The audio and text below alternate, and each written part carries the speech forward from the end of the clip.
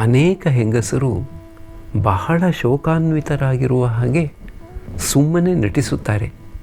ಇಂಥ ಸಂದರ್ಭಗಳಲ್ಲಿ ನಾವು ಅಳಲೇಬೇಕಾಗಿದೆ ಎಂದು ಮೊದಲೇ ಯೋಚಿಸಿ ತಮ್ಮ ಮುಕುರ ಮತ್ತು ಉಳಿದ ನಗಗಳನ್ನೆಲ್ಲ ಕಳೆದು ಭದ್ರವಾಗಿ ಪೆಟ್ಟಿಗೆಯಲ್ಲಿಟ್ಟು ಬೀಗ ಹಾಕಿ ಬಳಿಕ ಬಂದು ನೆಲದ ಮೇಲೆ ಬಿದ್ದು ಹೊರಳಾಡುತ್ತಾ ಅಳುತ್ತಾರೆ. ಗೆಳತಿಯರಾ, ಬ್ರಹ್ಮ ನನ್ನ ಹಣೆಯಲ್ಲಿ ಏನು ಬರೆದು ಬಿಟ್ಟಿದ್ದ ಹಾಳಾದವನು, ಅಯ್ಯೋ ನನಗೆ ಹೀಗಾಗಿ ಬಿಟ್ಟಿತಲ್ಲ ಅಂತ. ನರೇಂದ್ರ: ಯಾರ ಪ್ರಮಾಣವೂ ಇಲ್ಲದೆ ಭಗವಂತ ಮಾನವ ದೇಹಧಾರಣೆ ಮಾಡಿಕೊಂಡು ಬರುತ್ತಾನೆ ಎಂಬುದರಲ್ಲಿ ವಿಶ್ವಾಸವಿಡುವ ಬಗೆ ಹೇಗೆ? ಗಿರೀಶ: ವಿಶ್ವಾಸವೇ ಯಥೇಷ್ಟ ಪ್ರಮಾಣ. ಈ ವಸ್ತುಗಳು ಇಲ್ಲಿ ಇವೆ ಎಂಬುದಕ್ಕೆ ಇರುವ ಪ್ರಮಾಣವೇನು? ವಿಶ್ವಾಸವೇ ಪ್ರಮಾಣ. ಒಬ್ಬ ಭಕ್ತ: ಈ ಬಹಿರ್ಜಗತ್ತೆಂಬುದು ನಮ್ಮಿಂದ ಹೊರಗೆ ಇದೆ ಎಂಬುದನ್ನು ಯಾವ ದಾರ್ಶನಿಕನೇ ಆಗಲಿ ಪ್ರಮಾಣೀಕರಿಸಿರುವರೇನು? ಆದರೆ ಅದರ ಇರುವಿಕೆಯಲ್ಲಿ ನಮಗೆ ದೃಢ ವಿಶ್ವಾಸವಿದೆ ಎಂದು ಮಾತ್ರ ಅವರು ಹೇಳಿದ್ದಾರೆ. ಗಿರೀಶ ನರೇಂದ್ರನಿಗೆ: ಭಗವಂತನೇ ಪ್ರತ್ಯಕ್ಷವಾಗಿ ನಿನ್ನೆದುರು ನಿಂತರೂ ನೀನು ಆತನನ್ನು ನಂಬುವುದಿಲ್ಲ. ಆತನೇ ನಿನಗೆ ಹೇಳಬಹುದು, ತಾನು ಭಗವಂತ ಮನುಷ್ಯ ದೇಹಧಾರಣೆ ಮಾಡಿಕೊಂಡು ಬಂದಿದ್ದೇನೆ ಅಂತ. ಆದರೂ ನೀನು ಹೇಳಿಬಿಡಬಹುದು, ನೀನು ಒಬ್ಬ ಮಿಥ್ಯಾವಾದಿ, ಕಪಟಿ ಅಂತ. ದೇವತೆಗಳ ಅಮರತ್ವದ ಸಂಬಂಧವಾಗಿ ಈಗ ಮಾತುಕತೆ ಆರಂಭವಾಯಿತು. ನರೇಂದ್ರ: ಅವರು ಅಮರರು ಎಂಬುದಕ್ಕೆ ಪ್ರಮಾಣವೇನು? ಗಿರೀಶ: ಅವರೇ ನಿನ್ನ ಎದುರಿಗೆ ಬಂದು ನಿಂತರೂ ನೀನು ಅವರನ್ನು ನಂಬುವುದಿಲ್ಲ. ನರೇಂದ್ರ: ಅಮರರು ಅನಾದಿ ಕಾಲದಿಂದ ಇದ್ದರು ಎಂಬುದಕ್ಕೆ ನನಗೆ ಪ್ರಮಾಣ ಬೇಕು. ಮಾಸ್ಟರ್ ಪಲ್ಟುವಿನ ಕಿವಿಯಲ್ಲಿ ಏನನ್ನೋ ಪಿಸುಗುಟ್ಟುತ್ತಿದ್ದಾನೆ. ಪಲ್ಟು ನಗುತ್ತಾ ನರೇಂದ್ರನಿಗೆ: ಅವರು ಅನಾದಿ ಕಾಲದಿಂದ ಇರಬೇಕಾಗಿರುವ ಅವಶ್ಯಕತೆ ಏನಿದೆ? ಅಮರರೆಂದರೆ ಅವರು ಅನಂತ ಕಾಲದವರೆಗೆ ಇರುವುದೇ ಬೇಕಾಗಿರುವುದು. ಶ್ರೀರಾಮಕೃಷ್ಣರು ನಗುತ್ತಾ: ನರೇಂದ್ರ ವಕೀಲನ ಮಗ, ಆದರೆ ಪಲ್ಟು ಡೆಪ್ಯೂಟಿ ಮ್ಯಾಜಿಸ್ಟ್ರೇಟನ ಮಗ. ಎಲ್ಲರೂ ನಗುತ್ತಾರೆ. ಎಲ್ಲರೂ ಸ್ವಲ್ಪ ಹೊತ್ತು ಸುಮ್ಮನೆ ಕುಳಿತಿದ್ದರು. ಯೋಗೀಂದ್ರ ನಗುತ್ತಾ ಗಿರೀಶಾದಿ ಭಕ್ತರಿಗೆ: ಇವರು ಇನ್ನು ಮುಂದೆ ನರೇಂದ್ರನ ಮಾತುಗಳಿಗೆ ಬೆಲೆ ಕೊಡಲು ಹೋಗರು. ಶ್ರೀರಾಮಕೃಷ್ಣರು ನಗುತ್ತಾ: ಒಂದು ದಿನ ನಾನು ಹೇಳಿದ್ದೆ, ಚಾತಕ ಪಕ್ಷಿ ಆಕಾಶದಿಂದ ಬೀಳುವ ಮಳೆ ನೀರನ್ನು ವಿನ ಬೇರೆ ಏನನ್ನೂ ಕುಡಿಯುವುದಿಲ್ಲ ಅಂತ. ನರೇಂದ್ರ ಹೇಳಿದ, ಅದು ಸಾಮಾನ್ಯ ನೀರನ್ನು ಕುಡಿಯುತ್ತದೆ ಅಂತ. ಆಗ ಭಗವತಿಯನ್ನು ಕೇಳಿದೆ, ಹಾಗಾದರೆ ಇದು ಸತ್ಯವಲ್ಲವೇನು ಅಂತ. ನರೇಂದ್ರನ ಮಾತು ಕೇಳಿ ನನಗೆ ಬಹಳ ಯೋಚನೆ ಹತ್ತಿಬಿಟ್ಟಿತು. ಇನ್ನೊಂದು ದಿನ ನರೇಂದ್ರ ಅಲ್ಲಿಗೆ ಬಂದಿದ್ದಾಗ ಕೆಲವು ಹಕ್ಕಿಗಳು ಕೊಠಡಿಯಲ್ಲಿ ಹಾರಾಡುತ್ತಿದ್ದವು. ಆಗ ನರೇಂದ್ರ ಕೂಗಿಕೊಂಡ, ನೋಡಿ ಅಲ್ಲಿ ಹಾರಾಡುತ್ತಿವೆ, ಅದು ಅದು ಅಂತ. ನಾನು ಕೇಳಿದೆ, ಏನು ಅಂತ. ಆತ ಹೇಳಿದ, ನಿಮ್ಮ ಆ ಚಾತಕ ಪಕ್ಷಿ ಅಂತ.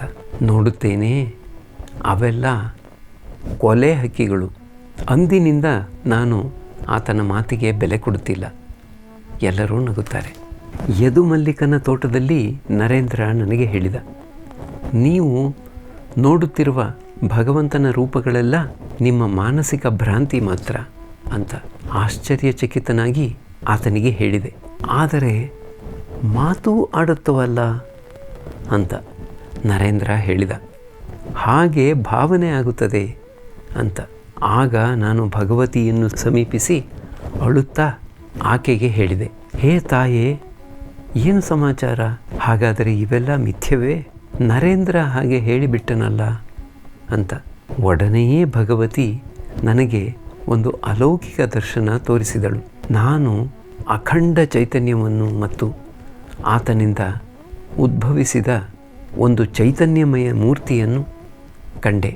ಬಳಿಕ ಹೇಳಿದಳು, ಅವೆಲ್ಲ ಮಿಥ್ಯವಾಗಿದ್ದರೆ ನಿಜ ಸ್ಥಿತಿಯೊಡನೆ ಅವು ತಾಳೆಯಾಗುವುದೆಂತು ಅಂತ.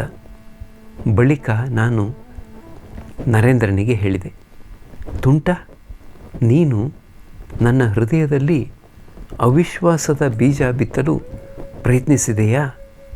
ನೀನು ಇಲ್ಲಿಗೆ ಮತ್ತೆ ಬರಬೇಡ ಅಂತ. ಮತ್ತೆ ವಿಚಾರ ಮುಂದುವರಿಯಿತು. ನರೇಂದ್ರ ಚರ್ಚಿಸುತ್ತಿದ್ದಾನೆ.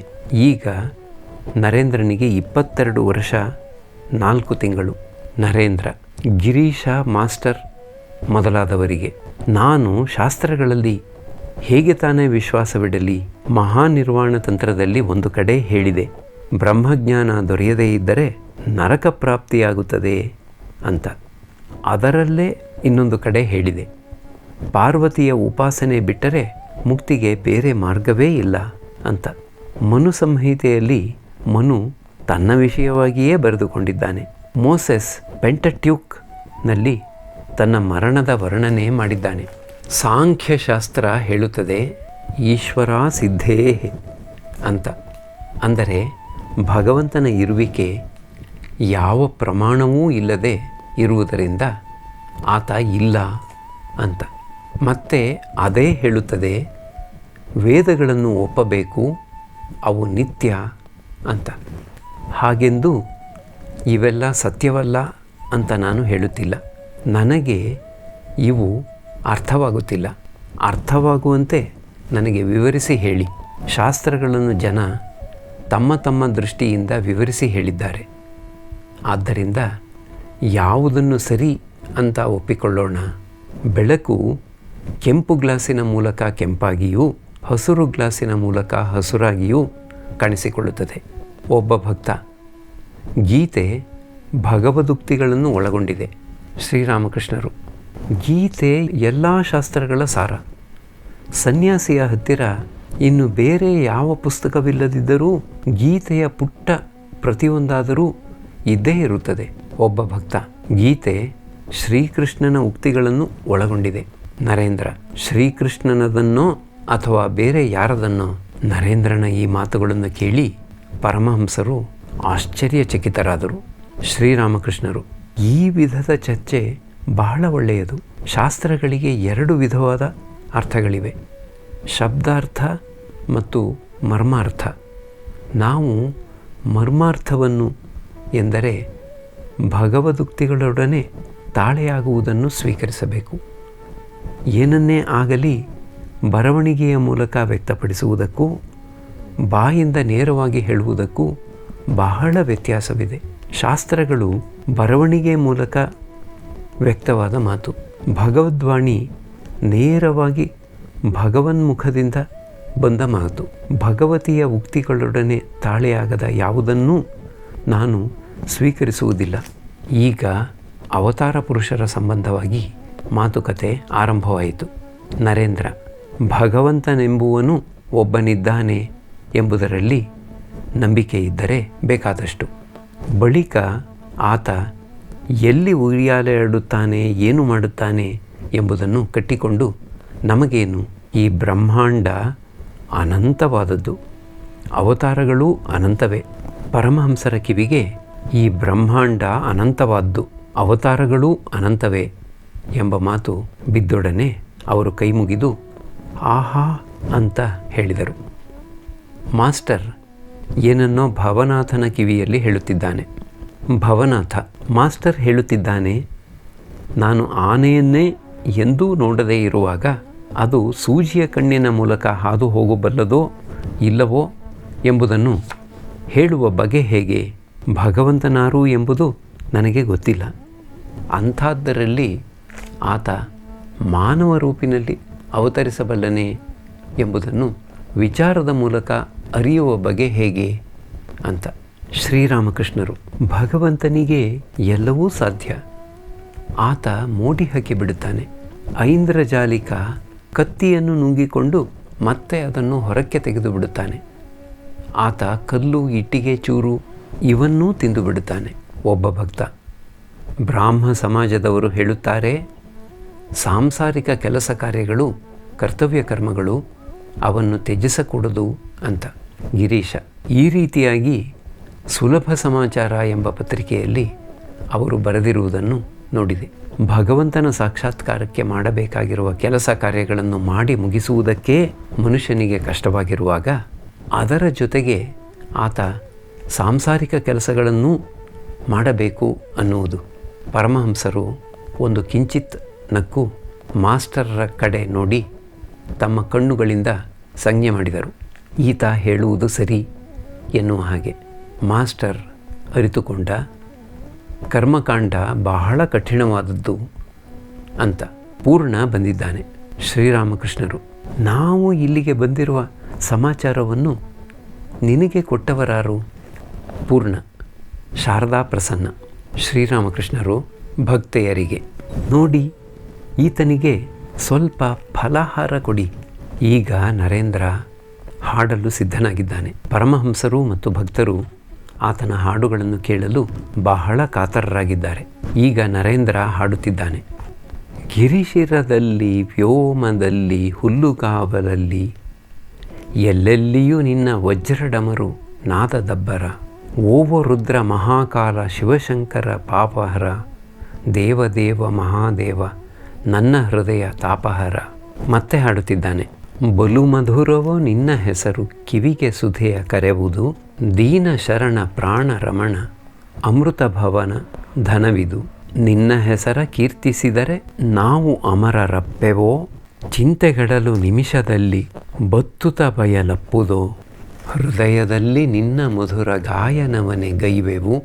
ಹೃದಯನಾಥ ಚಿದಾನಂದ ನಿರುತ ನಿನ್ನ ನೆನೆವೆವು. ಮತ್ತೆ ಹಾಡುತ್ತಿದ್ದಾನೆ.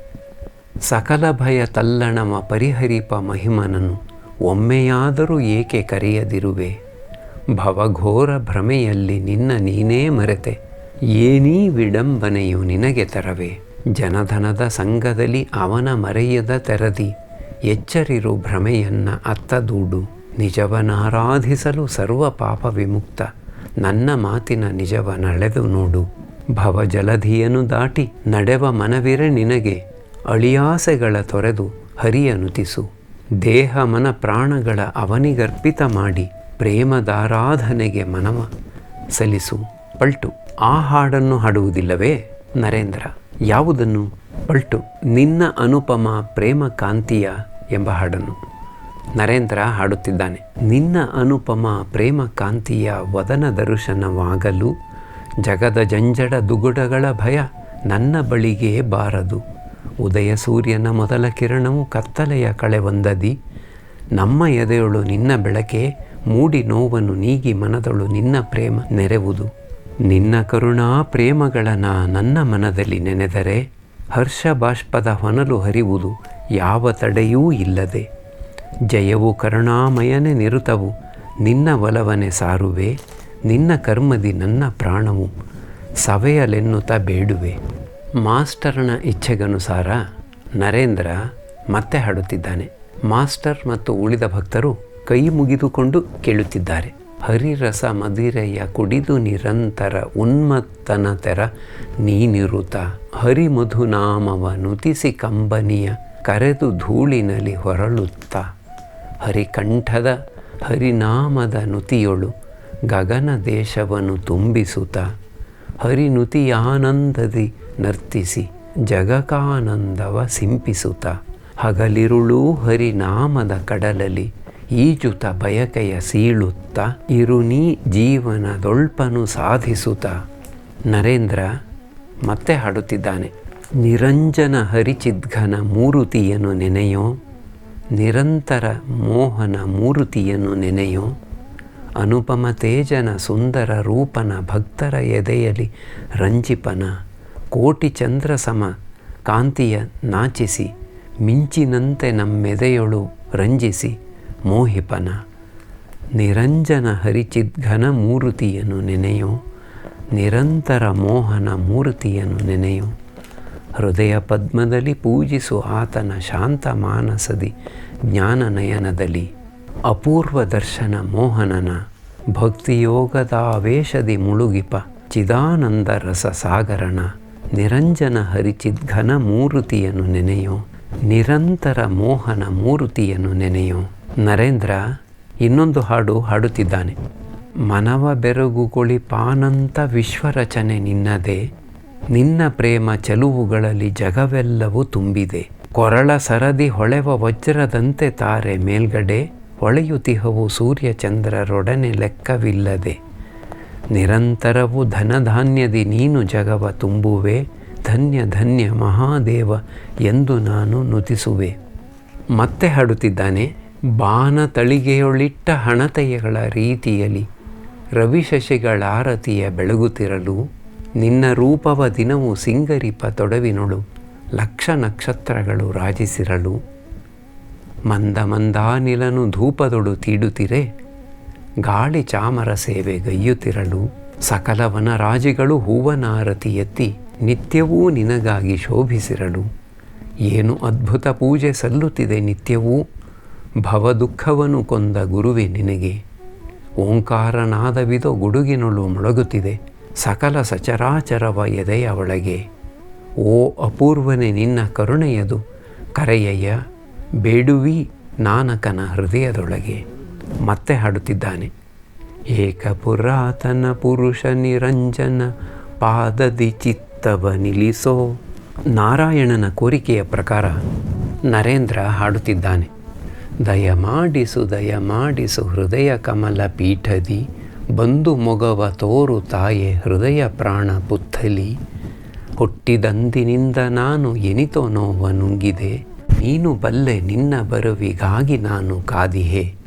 ಹೃದಯ ಕಮಲವರಳಿಸಿ ನೀ ದಯಮಾಡಿಸು ಬೇಗನೆ. ನರೇಂದ್ರ ಈಗ ತನ್ನ ಮೆಚ್ಚಿನ ಹಾಡನ್ನು ಹಾಡುತ್ತಿದ್ದಾನೆ. ಮಿರುಗುತ್ತಿದೆ ನಿನ್ನ ಅಪರೂಪ ರಾಶಿ ನಿಬಿಡಾಂಧಕಾರದಲ್ಲಿ, ನಿನ್ನದರಿಂದಲೇ ನೆನೆವರವು ಯೋಗಿಗಳು ಗಿರಿಗುಹೆಗಳಲ್ಲಿ. ಸಮಾಧಿಯ ವರ್ಣನೆಯನ್ನೊಳಗೊಂಡ ಈ ಹಾಡನ್ನು ಕೇಳುತ್ತಾ ಇದ್ದ ಹಾಗೆ ಪರಮಹಂಸರು ಸಮಾಧಿಸ್ಥರಾಗಿದ್ದಾರೆ. ನರೇಂದ್ರ ಮತ್ತೆ ಹಾಡುತ್ತಿದ್ದಾನೆ. ಹರಿರಸ ಮದಿರೆಯ ಕುಡಿದು ನಿರಂತರ ಉನ್ಮತ್ತನ ತೆರ ನೀನಿರುತ್ತ. ಪರಮಹಂಸರು ಇನ್ನೂ ಸಮಾಧಿಸ್ಥರಾಗಿಯೇ ಇದ್ದಾರೆ. ಅವರು ಗೋಡೆಗೆ ಒರಗಿಕೊಂಡು ಕಾಲುಗಳನ್ನು ಇಳಿಬಿಟ್ಟುಕೊಂಡು ಉತ್ತರಾಭಿಮುಖವಾಗಿ ಒಂದು ದಿಂಬಿನ ಮೇಲೆ ಕುಳಿತುಕೊಂಡಿದ್ದಾರೆ. ಭಕ್ತರೆಲ್ಲರೂ ಅವರ ಸುತ್ತಲೂ ಕುಳಿತುಕೊಂಡಿದ್ದಾರೆ.